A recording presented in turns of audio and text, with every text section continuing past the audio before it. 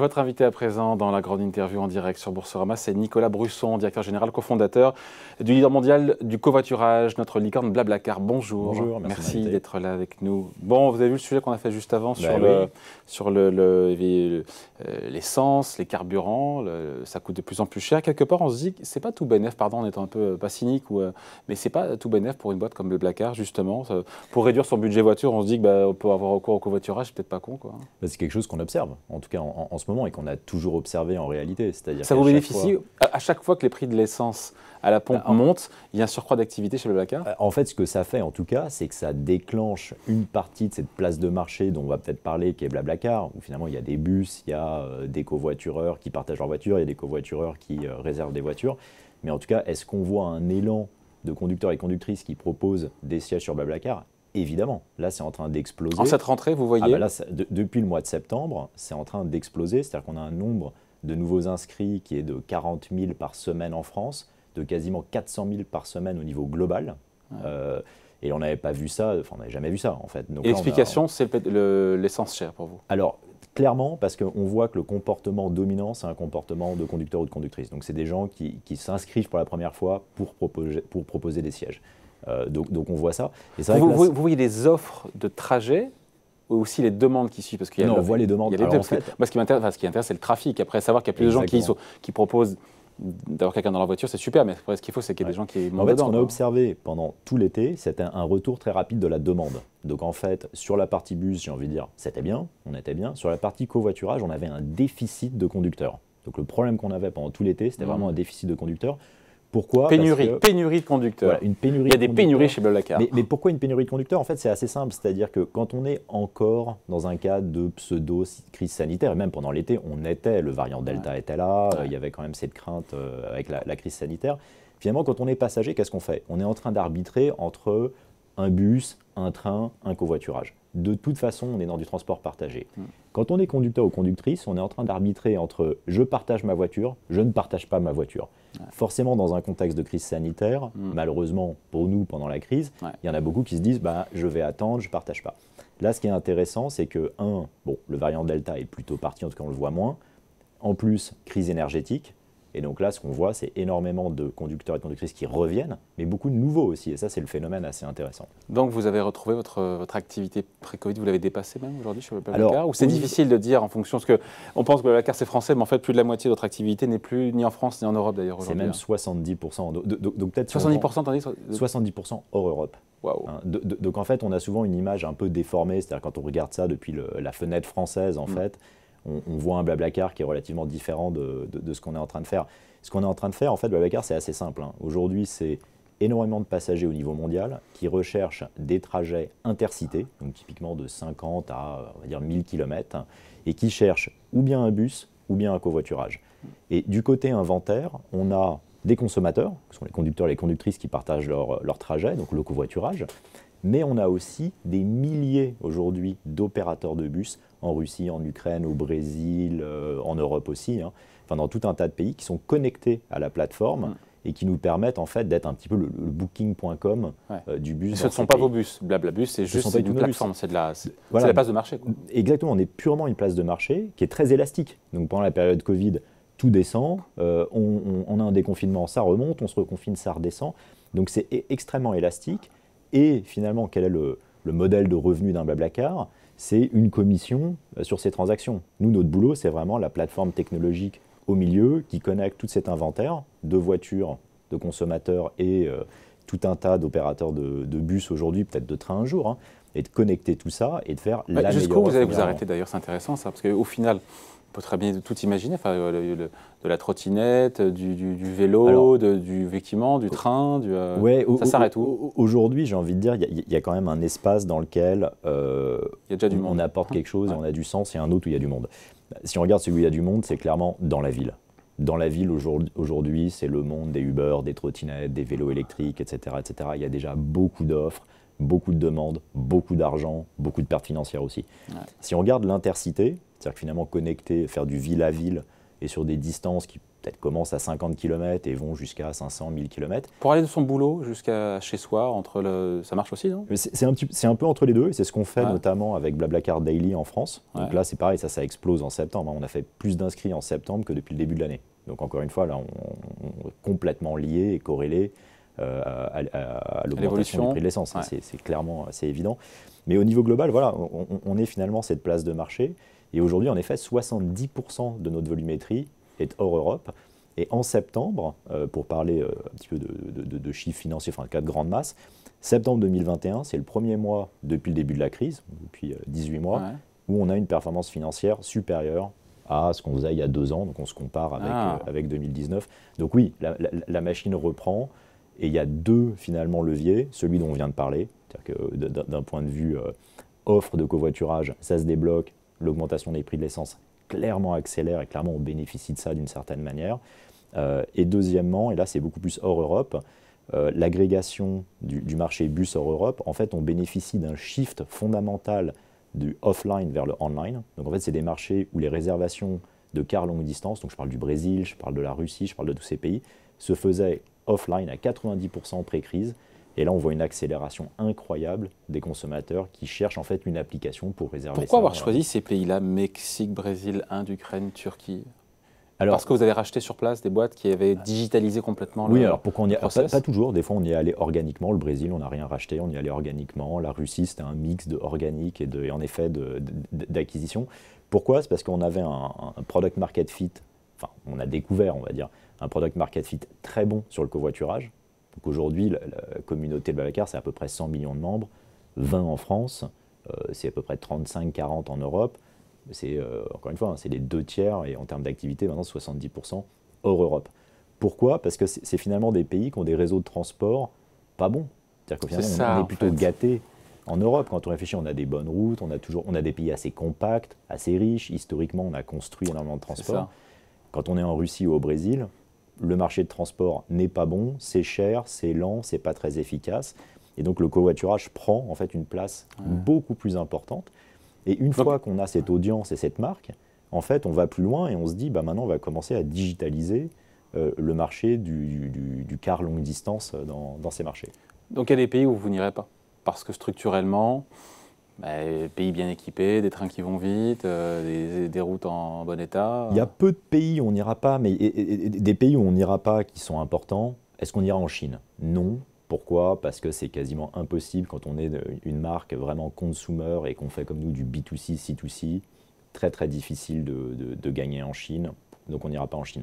Les États-Unis, point d'interrogation, on a toujours refusé, ou pas refusé, mais enfin, on a toujours décidé de ne pas faire les États-Unis.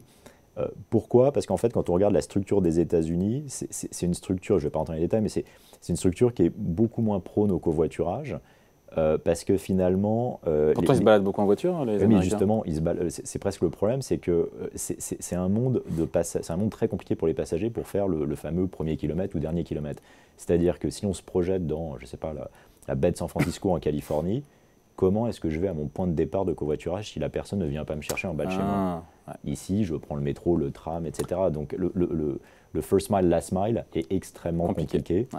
Et tous les essais de covoiturage longue distance aux États-Unis n'ont pas fonctionné. Il y a de la diversification aussi chez Blablacar. Je disais que vous avez lancé votre propre assurance. Oui. Pourquoi se lancer sur le métier de l'assurance? Bon, avec un partenaire, j'imagine, parce que ce n'est pas votre métier, mais c'est la diversification, c'est ça? Non, mais si on pense à cette place de marché, où d'un côté on a des passagers et de l'autre côté on a une offre. Une offre pro, qui sont les bus, et puis une offre finalement consommateur, qui sont des conducteurs, des conductrices qui offrent des trajets. On a deux missions. On a une mission qui est une mission multimodale de tout avoir pour les passagers, de dire voilà, venez sur Blablacar, en quelques clics, vous allez avoir toutes les offres, peut-être on rajoutera du train, etc. Maintenant, si on regarde et si on zoome plus sur les conducteurs, donc les gens qui partagent leur voiture, notre mission, et quand même ce qu'ils expriment au départ, c'est comment est-ce que j'économise avec ma voiture. Donc si on relie ça au sujet de l'essence, la meilleure manière d'absorber l'augmentation du prix de l'essence, c'est quand même de partager sa voiture, de faire du covoiturage domicile-travail, etc. Donc dans le cadre de cette mission, on s'est toujours dit, qu'est-ce qu'on peut offrir d'intelligent qui permet en fait d'économiser plus? Et il se trouve que l'assurance vient assez naturellement là-dedans. Pourquoi? Parce qu'on a des données sur ces conducteurs, c'est-à-dire qu'on connaît leur comportement, on a des avis, on a des dizaines, voire des centaines d'avis donnés par des passagers qui permettent, si on les rentre dans un modèle d'assurance, de faire de l'assurance beaucoup moins cher long terme. Parce que sur mesure.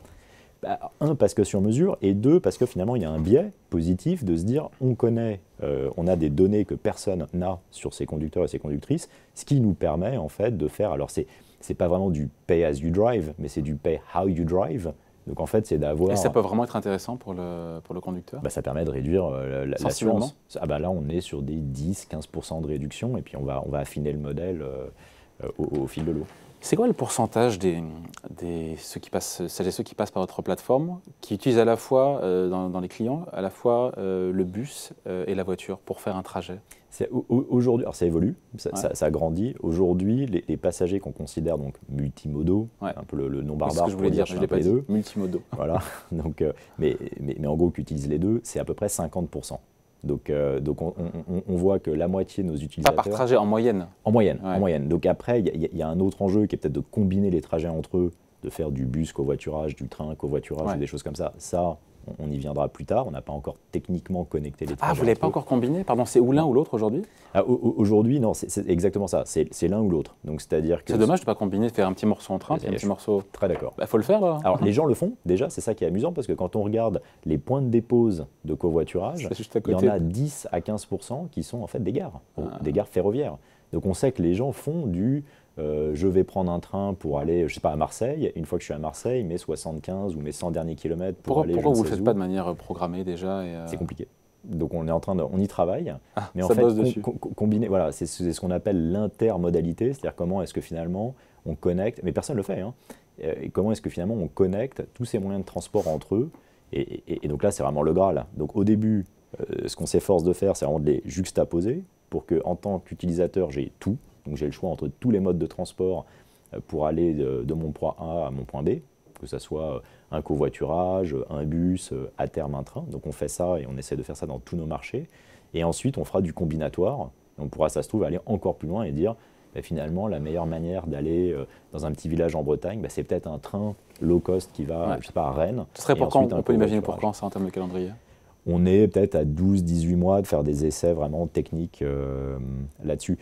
Les mettre bout à bout, c'est pas très dur. Créer en fait une réservation et une expérience client qui tient la route pour combiner les deux, ça c'est un peu plus compliqué. 12-18 mois, tiens, la transition est toute faite. Peut-être le délai pour... je la pose la question à chaque fois, quasiment la question, pour aller en bourse. Alors, pour le moment, on est sur Boursorama, évidemment. Et une intro en bourse en 2022, restons sur 2022. C'est de l'ordre du possible, du souhaitable, à portée ouverte? C'est de l'ordre du possible, mais du peu probable, j'ai envie de dire. C'est-à-dire qu'on n'est pas en train d'y travailler. C'est-à-dire que techniquement, là, on n'est pas en train de se lancer dans un process, on n'est pas en train de se préparer à se lancer. Quand vous voyez OVH Cloud, qui est une ancienne licorne aussi, comme vous. C'est super, moi je suis très fin. C'est génial de voir ça, Believe, enfin on voit que là... Vous avez acheté des actions OVH à l'intro? Alors non, j'ai pas acheté. C'est vrai que moi j'ai tendance plutôt à me positionner beaucoup plus tôt. C'est-à-dire qu'on essaye de les trouver bien avant, parce que c'est plutôt notre sport, ou le sport, en tout cas mon hobby à côté, j'ai envie de dire, ça va être d'essayer d'investir dans des startups plutôt en amont. Je pense que quand ils arrivent là... C'est trop tard? C'est trop tard? Non, c'est pas que c'est trop tard, c'est qu'en fait, en termes de profil d'investisseurs, c'est des profils d'investisseurs complètement différents qu'on va aller chercher. J'espère pour eux que c'est pas trop tard. J'espère pour eux qu'ils vont continuer à grandir. Donc 2022, c'est trop tôt?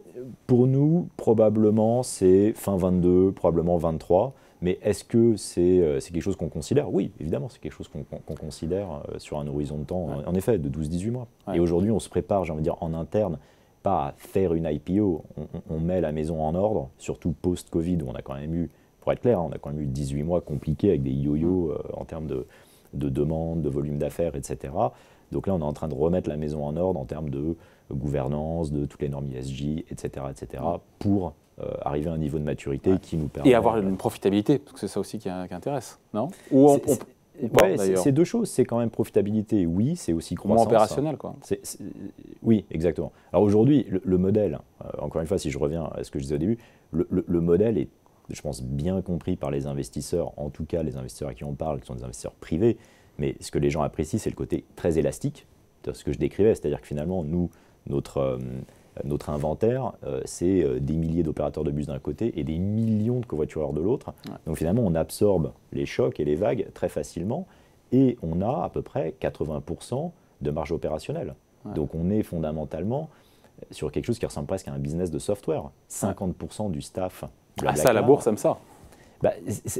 Ça aime ce côté à la fois élastique et levier opérationnel très fort. En tout cas, on le voit en tout cas dans les valorisations. Pour 100 millions de clients, il y a combien de salariés à Blablacar? 700. Ouais, voilà. C'est 700 dont la moitié sont sur des postes techniques, R&D, produits. Et si on regarde en termes de coûts, notre plus gros coût, c'est ça. Notre plus gros coût, c'est l'ingénierie. Vous avez levé d'ailleurs 115 millions de dollars, c'était en avril dernier. Exactement, au printemps. Quand vous voyez Miracle et Sorare qui ont levé 500 millions, on l'a évoqué ici à la rentrée. Gorilla, c'est plus de 900, la licorne allemande sur la distribution, livraison de repas, de courses à domicile. Tout ça pour valoriser donc nos licornes à plus de 3 milliards de dollars. Ça vous inspire quoi quand vous voyez ça? Moi, je trouve ça fantastique. C'est-à-dire que moi, j'ai fini mes études il y a un peu plus de 20 ans dans la Silicon Valley. J'ai fait 7 ans dans des startups dans la Silicon Valley. Quand j'étais là-bas, en France, personne ou très peu de gens parlaient de start-up. Quand on a lancé Blablacar, c'était il y a 15 ans. C'était une des premières. On était une des premières. On a longtemps galéré au début. C'est-à-dire qu'on a créé Blablacar il y a 15 ans. Les 6 premières années, personne ne voulait entendre de covoiturage. On nous disait, si vous avez 100 000 personnes sur Blablacar, c'est un miracle. Les levées de fonds étaient extrêmement compliquées au début. Et je trouve ça quand même beau qu'enfin, j'ai envie de dire, l'Europe, la France, commence à créer des licornes et on commence à créer des levées de fonds qui vont permettre de faire des leaders européens et globaux. Et juste quelque chose qui est assez important, je pense que toutes ces sociétés maintenant l'ont en tête. C'est assez récent, ça a quelques années. Quand on lançait Blablacar à l'international en 2012, 13, 14, 15, on nous disait beaucoup dans le marché, mais pourquoi? Il faut d'abord démontrer la France, d'abord être profitable en France, pourquoi vous allez vous lancer dans tout un tas de marchés? Aujourd'hui, je pense que c'est notre force. Si aujourd'hui on n'était que en France, ça serait sympa Blablacar, mais les perspectives de croissance seraient beaucoup plus complexes. Et donc tout cet argent qui est levé là, ces centaines de millions de dollars, pour vous, c'est de l'argent levé à bon escient? Il n'y a pas une bulle, encore une fois, avec de l'argent qui va s'investir parfois pas au bon endroit. On est sûr que cet argent derrière, c'est vraiment pour se développer avec des business models qui sont pérennes et qui ne sont pas survalorisés. Il y a un sujet là aussi. Il y a un sujet, mais en fait, je pense qu'on cherche à chaque fois à recoller ça avec des crises passées. Donc on dit, c'est la bulle de 2000. Je ne crois pas du tout que ce soit la bulle de 2000. Maintenant, est-ce que j'ai pas dit le mot bulle, moi. J'ai pas dit le mot qui fâche. Ah, je crois. J'ai dit, il l'a dit. Je crois.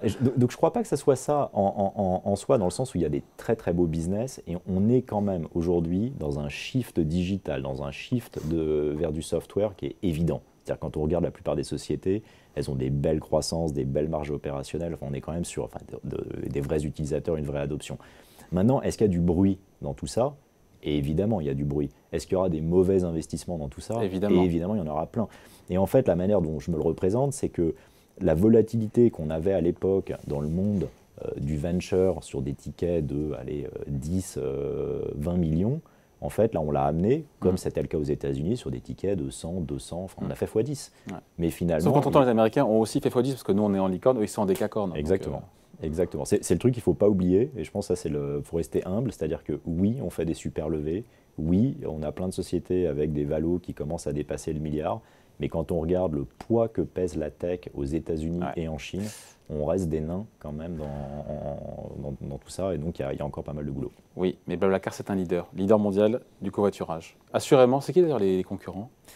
C'est assez amusant, on n'a pas de concurrent direct. Donc aujourd'hui, quand on commence à agréger du bus au niveau mondial, en fait, on va être en concurrence avec des sortes d'Expedia ou de Booking.com locaux de l'agrégation de transport. Mais sur le covoiturage, j'ai envie de dire, on n'a jamais eu de concurrence, enfin on n'a jamais eu, en tout cas on a toujours dominé la concurrence locale ou racheté la concurrence locale.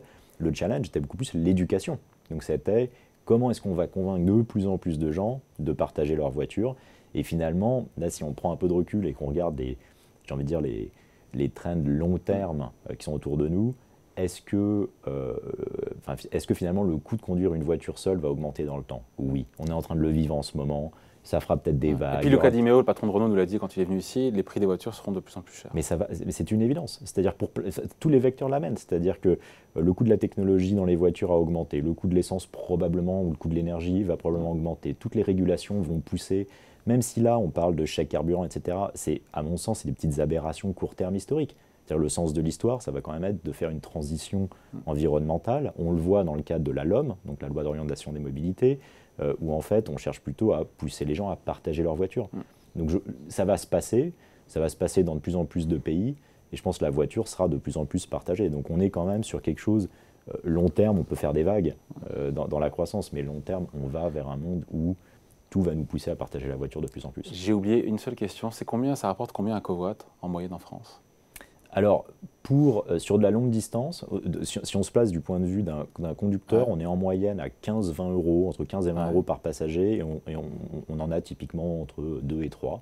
Donc si on fait un covoiturage typique, je sais pas, un Paris-Bruxelles, un Paris-Lyon, ou des trajets comme ça, au moins 50 balles, quoi. On va récupérer entre 50 et 70 euros. Donc on couvre, en gros, on couvre l'ensemble de ces frais, et on va couvrir très clairement les frais d'essence. Bon voilà, merci d'avoir été avec nous. En tout cas, Nicolas Brusseau, directeur général et cofondateur de BlaBlaCar, invité de la grande interview en direct sur Boursorama. Merci. Merci.